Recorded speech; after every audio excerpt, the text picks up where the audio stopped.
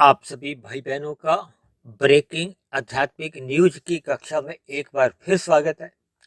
आज की चर्चा का विषय है एक सच्चाई कि प्रकृति के सभी दुख दुख ही देते हैं, लेकिन प्रकृति के सभी सुख सुख नहीं देते। वैसे तो देखिए, आज की वीडियो का नाम ही बहुत लंबा है और हो सकता है कि आपको इस दो लाइनों से जीवन का एक सारांश, एक निचोड़ और सबसे बड़ी बात जो आज हमारी वीडियो का एक नाम है, एक सच्चाई, यानी कि आपको जीवन की एक सच्चाई समझ में आ जाए। देखिए, प्रकृति किसको कहते हैं, इस पर प्रतिदिन हमारी चर्चा होती है। ये जो हम प्रकृति के जो तीन गुणों की प्रतिदिन ही अपनी एक चर्चा करते हैं, क्योंकि तीन ही तत्व नित्य हैं, भगवान, आत्मा और प्रकृति। और इन तीन गुणों से 23 तत्वों का विस्तार, जिसमें हम सब भाई बहन रहते हैं। आपके हमारे तीन शरीर हैं, स्थूल शरीर, सूक्ष्म शरीर और कारण शरीर। और एक साधारण मनुष्य, देखिए, प्रकृति के जो तीन गुण हैं, तमोगुण, रजोगुण और सतोगुण, इनके खेल को समझ नहीं पाता। एक साधारण मनुष्य प्रकृति किसको समझता है? ये पृथ्वी, जल, अग्नि, वायु, आकाश को ही। और बहुत ही मोटी बुद्धि के स्तर पर जो जीवन जीते हैं, यानी कि जिनका लक्ष्य केवल ही स्थूल शरीर के स्तर पर ही होता है, तो वो तो केवल है पृथ्वी, जल, अग्नि तक ही अपने जो प्रत्यक्ष रूप से उनको एक इन तत्वों का बोध रहता है, जिनको वो छू पाते हैं, महसूस कर पाते हैं, वहीं तक ही वो उसको प्रकृति मानते हैं। जबकि शास्त्रों में तो देखिए, तीन तत्वों को जो सम अवस्था रहती है, यानी कि तमोगुण, रजोगुण और सतोगुण की जब सम अवस्था रहती है, उसको प्रकृति कहा गया।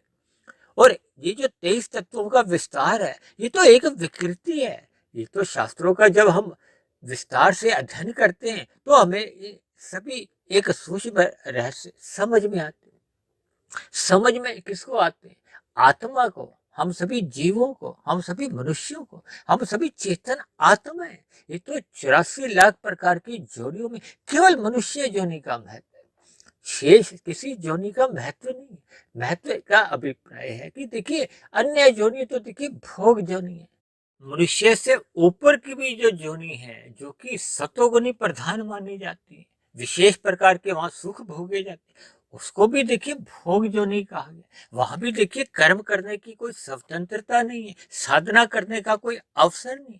इसीलिए भगवान श्री कृष्ण ने अर्जुन को माध्यम बनाते हुए आपके हमारे जो मनुष्य जोनि के स्थूल शरीर को एक रथ की संज्ञा दी। इसीलिए कभी कभी मैं भी मनुष्य जोनि को एक राजा जोनि कहता हूँ। देखिए, जैसे फलों में आम को राजा कहते हैं, फूलों में गुलाब को राजा कहते हैं, इसीलिए 84 लाख जोनियों में आप और हम सभी भाई बहन जो मनुष्य जीवन में जीवन जी रहे हैं, ये भी एक राजा जोनी है। राजा का मतलब ही क्या है कि जिसका एक विशेष प्रकार के अधिकार है, यानी कि आप हम सभी भाई बहन जैसे जैसे कर्म करते हैं, यदि सकाम भाव से हम कर्म करते हैं तो उनका हमें फल मिलता है। पाप कर्म करते हैं तो दुख रूपी फल मिलता है, पुण्य कर्म करते हैं तो सुख रूपी फल मिलता है। विशेष प्रकार के पुण्य कर्म करते हैं तो उसका विशेष प्रकार के बड़े बड़े सुख मिलते हैं। और यदि निष्काम भाव से कर्म करते हैं तो वो आपकी हमारी एक साधना आरंभ होती है। देखिए, ये सारे एक साधारण सी बात है, इस गणित को हमें समझना चाहिए कि जैसे जैसे हम कर्म करते हैं वैसा वैसा फल मिलता है। ये कर्म फल सिद्धांत है। इसी आधार पे ही देखिए, मैंने जो आज एक सच्चाई पे चर्चा आगे बढ़ाने जा रहा हूँ कि प्रकृति के सभी दुख दुख ही देते हैं, क्योंकि शास्त्रों में तो कहा गया कि प्रकृति में 3 प्रकार के दुख आते हैं। इस पर भी हमने एक बड़ी वीडियो बनाई थी, त्रिविध ताप। देखिए, आध्यात्मिक दुख होते हैं जिसके हम स्वयं कारण होते हैं, जैसे हम कर्म करते हैं। दूसरे प्रकार के दुख आते हैं भौतिक दुख, जो हमें अन्य, देखिए, कुत्ते से मिल सकता है, कोई अन्य जीव जंतु से मिल सकता है। और ये जो हमें अन्य मनुष्य भी जो दुखी करते हैं ना, हेरा फेरी करके, छल कपट ठगी से, ये भी भौतिक दुखों में आते हैं। और तीसरे प्रकार के दुख है दैविक दुख। दैविक दुखों का अभिप्राय होता है ये जो देवों के कारण या प्रकृति के जो एक प्रकोप के कारण, कभी अधिक गर्मी आ गई, कभी अधिक सर्दी आ गई, तूफान आ गया, बाढ़ आ गई, यानी इन सभी स्थितियों से, जैसे भूकंप आने पे कुछ हमें दुख आते हैं, तो ये सभी स्थितियां देखिए त्रिविध ताप के अंतर्गत आती हैं। लेकिन फिर भी क्योंकि भौतिक प्रकृति द्वैत मानी गई है, द्वैत का अभिप्राय है कि यहाँ सुख भी है और दुख भी है। लेकिन मैंने तो आज की चर्चा में कहा है कि प्रकृति के सभी दुख दुख ही देते हैं, क्योंकि ये जितने भी प्रकार के देखिए दुख हैं, ये तो दुख देते ही हैं। इस बात को तो सभी मनुष्य एक स्वीकार करते हैं। लेकिन दूसरी लाइन में जो मैंने एक बात लिखी है, लेकिन प्रकृति के सभी सुख सुख नहीं देते। अब ये वाली लाइन हो सकता है आपको थोड़ा विचलित कर रही हो, क्योंकि देखिए प्रकृति के जितने भी सुख हैं, सुख क्या है, ये जो पांच भोग्य विषय हैं, गंध, रस, रूप, स्पर्श और शब्द, देखिए इन सुखों को भोगने वाला कौन है? आपका हमारा स्थूल शरीर। और स्थूल शरीर की क्या स्थिति रहती है?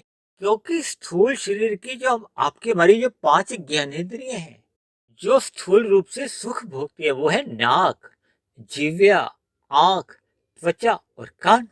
देखिए नाक से हम गंध का सुख लेते हैं, जो कि पृथ्वी तत्व से आता है। इसी तरह जीवा से देखिए हम एक रस का सुख लेते हैं। रस कहाँ से आता है? रस आपका जल तत्व से आता है। इसी तरह आंखों से हम देखिए रूप का सुख लेते हैं। ये जो हम ब्यूटी पार्लर में जाते हैं, जब अलग अलग हिल स्टेशनों में भी जाते हैं, घूमने फिरने का शौक होता है, हमें सजने संवरने का शौक होता है, तो ये सभी रूप के, आंख के सुख है, ये अग्नि तत्व से आते हैं। इसी तरह देखिए त्वचा का सुख है, ये स्पर्श सुख है। स्पर्श सुख कहाँ से आता है? ये वायु तत्व से आता है। अक्सर देखिए एक साधारण मनुष्य पति पत्नी के स्पर्श को ही एक त्वचा का सुख मानता है, जबकि देखिए हम जब गर्मियों में पहाड़ी इलाकों में जाते हैं तो वहां ठंडी ठंडी हवा का हमें सुख मिलता है। इसी तरह देखिए सर्दियां आती हैं तो हम धूप सेकते हैं, तो हमें धूप का एक त्वचा को सुख मिलता है। इसी तरह आप कभी बच्चों को प्यार करते हैं या माता पिता का बच्चों पे स्नेह, तो ये विभिन्न प्रकार के देखिए ये स्पर्श सुख है। इसी तरह ये कान का सुख क्या है? ये आपका हमारा शब्द सुख है। ये जो हम गाने सुनते हैं, भजन भी सुनते हैं या विभिन्न प्रकार के संगीत सुनते हैं, तो ये आकाश तत्व का है। ये जो आपके हमारे देखिए जो मोबाइल में ये जो एक दूसरे की आवाजें आती हैं, शब्द सुनते हैं, ये भी आकाश में देखिए ये जो विभिन्न प्रकार के जो सैटेलाइट छोड़े गए उनके कारण ही आते हैं। तो इस प्रकार ये जो पांच प्रकार के जो सुख हैं, अक्सर मनुष्य इन सुखों को ही भोगने की फिराक में रहता है, उसका सुख भोगने की एक लालसा बनी रहती है। अक्सर कलयुग में देखा जाता है कि एक साधारण मनुष्य अपने दिन भर की जितनी भी क्रियाएं करते हैं, उसका उद्देश्य क्या होता है? सुख प्राप्ति। क्योंकि ये सभी आत्माओं का स्वभाव है कि हम सदा ही सुख पाने के लिए प्रवृत्ति होती है, हमारी एक प्रयास होता है, प्रयत्न होते हैं। देखिए कितनी साधारण सी बात है। एक मनुष्य सकाम भाव से जब पुण्य कर्म करता है और विशेष प्रकार के भी सुन पुण्य कर्म जब वो सतोगुण में रह के करता है, चाहे वो गाय को एक चारा देता है, कबूतरों को दाना खिलाता है, कुत्ते को दूध पिलाता है, या कुछ और रोटी देता है, या विभिन्न प्रकार की हम अन्य जीव जंतुओं की सेवा करते हैं, हम भंडारे करते हैं, अन्य मनुष्यों की देखिए जल से, अन्न से, शिक्षा से विभिन्न प्रकार की हम सेवाएं देते हैं, परोपकार के कार्य करते हैं। यदि इन सभी परोपकार के पीछे भी आपका हमारा उद्देश्य है देखिए सुख पाने का ही होता है, तो फिर ये सकामता बनी रहती है। क्योंकि मनुष्य सुख पाने के लिए ही देखिए पुण्य कर्म करता है, और पाप कर्म क्यों करता है? देखिए कोई भी मनुष्य दुख पाने के लिए तो पाप कर्म कभी नहीं करता। वो तो अलग बात है कि देखिए एक समय विशेष के बाद कर्मफल सिद्धांत के अनुसार किए गए पाप कर्मों का एक दुख रूपी फल आना एक निश्चित है। अक्सर एक साधारण मनुष्य स्थूल रूप से जितने भी देखिए सुख सुविधा के साधन आते हैं, या विभिन्न प्रकार के जो आपके हमारे जीवन में एक रस भरे पदार्थ कह लो, यानी कि आहार के सुख होते हैं, या विभिन्न प्रकार के जो हमारा समाज में मान प्रतिष्ठा बढ़ाई के जो सुख मिलते हैं, तो ये सभी सुखों को मनुष्य अक्सर स्थूल शरीर द्वारा भोगता है। देखिए सुख भोगने के लिए स्थूल शरीर की पांच स्थूल ज्ञानेंद्रिय हैं, उनका स्वस्थ होना बहुत जरूरी है। जबकि स्थूल शरीर का तो एक ऐसी स्थिति विशेष आ जाती है। देखिए, युवावस्था में एक साधारण मनुष्य की जो एक ज्ञानेंद्रियां होती हैं, वो एक स्वस्थ अवस्था में होती है। जैसे जैसे प्रौढ़ अवस्था आती है तो उसमें कुछ शिथिलता आने लगती है, और जैसे ही वृद्धावस्था का आरंभ हो जाता है, तब ये जितने भी देखिए जो भोग्य पदार्थ हैं, अक्सर आपने देखिए ऐसी स्थितियां भी देखी होंगी कि बहुत ही धनी लोग, जो जिनके पास देखिए इन पदार्थों की प्रचुरता है, धन का कोई अभाव नहीं है, यानी भोग्य पदार्थ घर में या अस्पताल में भी रखे हुए हैं, लेकिन उनके स्थूल शरीर के स्तर पर ये ज्ञानेंद्रियां एक शिथिल पड़ चुकी है, एक रोगी हो चुकी है। तब ऐसी स्थिति में देखिए वो जो जितने भी प्रकृति के जो सुख हैं, वो आपको हमें सुख नहीं देते। यानी कि प्रकृति के सभी सुख सुख नहीं देते। देखिए, जब ये पदार्थ नहीं है तब तो हम उन पदार्थों का सुख ले ही नहीं सकते, लेकिन जब जब ये पदार्थ उपलब्ध होने पे भी यदि आपका हमारा स्थूल शरीर किसी वृद्धावस्था के कारण या किसी रोग के कारण जब अस्वस्थ होता है, तो हम इन पदार्थों का सुख भोग नहीं पाते। दूसरी स्थिति देखिए, जब जब आपके हमारे स्थूल शरीर की एक स्वस्थ अवस्था भी है, लेकिन आपके मन की यदि स्थिति कुछ डामाडोल है, या किसी कारणवश आपके मन में कोई भय का एक दुख है। देखिए, आज आपने देखा होगा कि कोई बड़े से बड़ा उद्योगपति है या बड़े से बड़ा राजनेता है, भले ही देखिए राष्ट्रपति हो, प्रधानमंत्री हो, बड़े से बड़े मंत्री हो, देखिए जब ये सुरक्षा में चलते हैं तो ये मन की स्थिति एक बहुत ही दयनीय होती है। देखिए, ये शास्त्रों में इस भय को भी एक दुख का नाम दिया गया। जब मनुष्य देखिए भय की स्थिति में रहता है, तो फिर ये जो जितने भी देखिए ये जो सुख हैं, भले ही देखिए गंध, रस, रूप, स्पर्श और शब्द के हों, चाहे मान प्रतिष्ठा के हो, बढ़ाई के हो, या विभिन्न प्रकार की अनुकूल स्थितियों से हो, लेकिन मन में जब स्थिति भयभीत रहती है, तो फिर ऐसी स्थिति में देखिए ये प्रकृति के सुख हमें सुख नहीं दे पाते। देखिए, मेरा कहने का अभिप्राय ही है कि प्रकृति के देखिए सभी दुख तो दुख देते हैं। यानी कि जब जब प्रकृति में देखिए दुख आते हैं, ये उदाहरण के तौर पे देखिए पिछले तकरीबन 2.5-3 वर्षों से ये जो कोरोना काल चल रहा है, ये कोरोना एक संक्रमित रोग है, जिसके कारण प्रकृति में ये जो पृथ्वी पर जितने भी देश हैं, लगभग सभी देश के सभी देशवासी जितने भी लोग हैं, इससे मनुष्य प्रभावित है।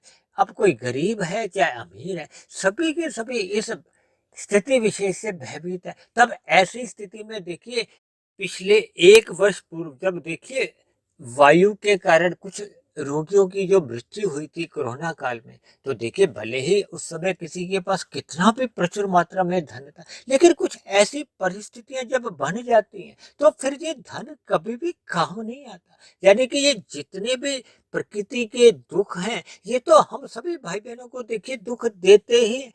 जबकि गीता में भगवान श्री कृष्ण ने इस जगत को दुखालय नाम से एक संबोधित किया, यानी कि यहाँ दुख तो बने ही रहते हैं। ये जो मैंने एक कहा था ना, त्रिविधता में, यानी कि प्रकृति में हम सभी भाई बहनों को ये जितने भी दुख हैं, ये तो दुख देते ही हैं, लेकिन प्रकृति के जो सुख भी है वो भी सदा हमें सुख नहीं देते। इसलिए हमें परम सुख की तलाश में, यानी कि आनंद प्राप्ति के लिए, क्योंकि परम सुख को ही आनंद कहा जाता है, जब परम सुख की बात होती है तो फिर उस आनंद की कहो, परमात्मा की हमें एक सम्मुखता करनी होती है। सम्मुखता करने का अभिप्राय है कि हमें आरंभ में परमात्मा की ओर जुड़ने के लिए अपनी सात्विक स्थिति बनानी होती है। सात्विक स्थिति तभी बन पाती है जब हम ये प्रकृति के जो रजोगुणी आकर्षण है या 5 भोग्य विषय हैं, इनसे हम ज्ञान पूर्वक वैराग्य करते हैं। देखिए, जैसे जैसे हमें प्रकृति के इन द्वैत पदार्थों से कहो या प्रकृति के सुख दुख से एक ज्ञान पूर्वक वैराग्य होने लगता है, तब मनुष्य की एक सात्विक स्थिति बनती है। उसको अपने स्थूल शरीर का भी बोध होने लगता है, यानी कि उसमें जो एक वृद्धावस्था की जो एक सहज स्थिति आती है, उसका आभास पहले ही उसको हो चुका होता है। और दूसरी बात, जैसे जैसे हम अपने मन को परमात्मा के साथ जोड़ते हैं, यानी अपने मिले हुए जीवन में श्रद्धा पूर्वक सत्संग करते हैं, फिर किए गए सत्संग का हम मनन करते हैं, मनन करते करते अपने कारण शरीर में अज्ञानता के संस्कार कहो, भोग के जो संस्कार हैं, वो दग्ध भी होने लगते हैं। और हमारा कारण शरीर जो स्वभाव से ही देखिए सात्विक माना गया है। यानी जब कारण शरीर में अज्ञानता के संस्कार दग्ध बीज हो जाते हैं, तब ऐसी स्थिति में कारण शरीर अपनी मूल स्थिति में यानी कि प्रकृति की सात्विक स्थिति में आ जाता है।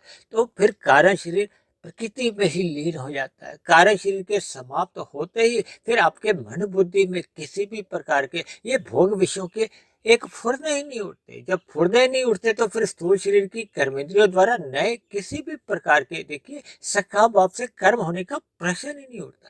तो ये सभी ज्ञान की स्थितियां कहो या एक सच्चाई को हम जितने जितने अनुपात में अपने मिले हुए जीवन में स्वीकार करते हैं और प्रकृति के जो द्वैत रूपी रूप को हम समझ जाते हैं और अपने स्थूल शरीर की जो एक स्थिति है उससे हम भली भांति परिचित हो जाते हैं, तो सहज ही परमात्मा से हम सभी भाई बहनों की फिर प्रीति होने लगती है। और प्रीति होते होते हमारी एक ऐसी स्थिति आती है कि जब हम स्थूल शरीर के रहते रहते मायातीत हो जाते हैं। यानी मनुष्य ये जन्म मरण के बंधन से छूट एक मोक्ष काल में चले जाता है, आनंदमय जीवन व्यतीत करता है। तो ऐसी सभी शुभ स्थितियां तभी आपके हमारे जीवन में बन पाती हैं जब हम जीवन की सच्चाई को हृदय से स्वीकार करते हैं।